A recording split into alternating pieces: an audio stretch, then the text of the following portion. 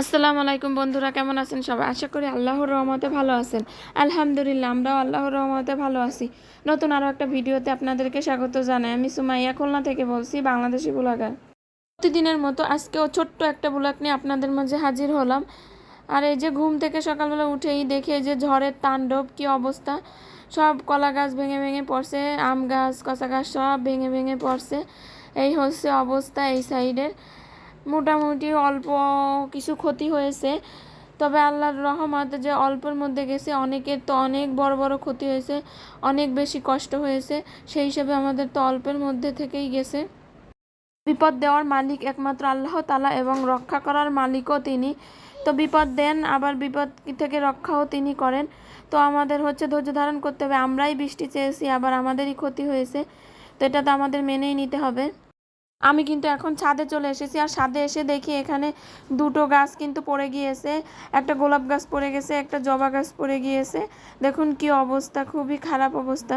এখন এই গাছগুলোকে আবার মেরামত করতে হবে। আর এদিক থেকে দেখি কিছু টাইম ফুল গাছ নিজে নিজেই ফুটেছে, খুব ভালো লাগতেছিল।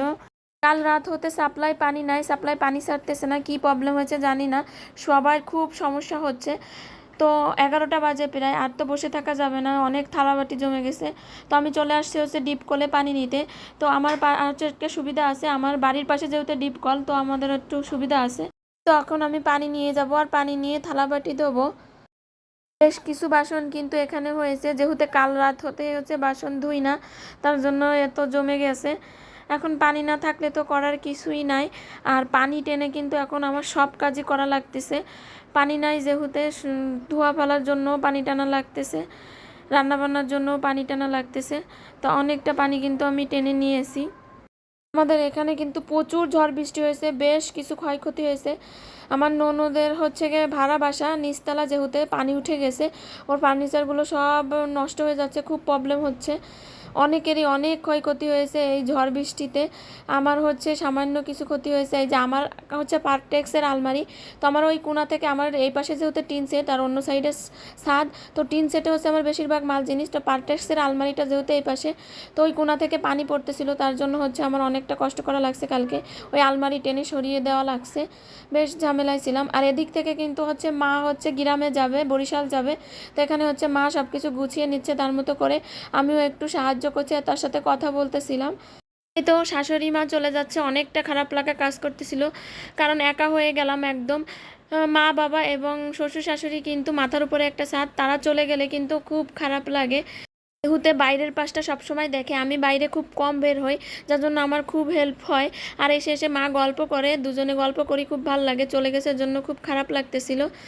আর এখানে হচ্ছে আমি দুপুরের রান্না করতে চলে আসছি। এখানে হচ্ছে আমি আজকে বাইলে মাছ রান্না করব। তো বাইলে মাছটা আমি একদম সিম্পলভাবে রান্না করব, গ্রাম্য পদ্ধতিতে। তো আমাদের গ্রামে কিন্তু এভাবে কাঁচামরিচ, পেঁয়াজ, তেল দিয়ে হাতে মাখিয়ে কিন্তু খুব সুন্দর করে বাইলে মাছ রান্না করে, খেতে কিন্তু খুব ভালো লাগে। শুধু বাইলে মাছ না, এভাবে কিন্তু পুঁটি মাছ, ছোট ছোট মাছ এভাবেই রান্না করে, কিন্তু খেতে কিন্তু অনেক মজা লাগে। খুব সিম্পলভাবে রান্না, তারপরে অনেক ভালো লাগে।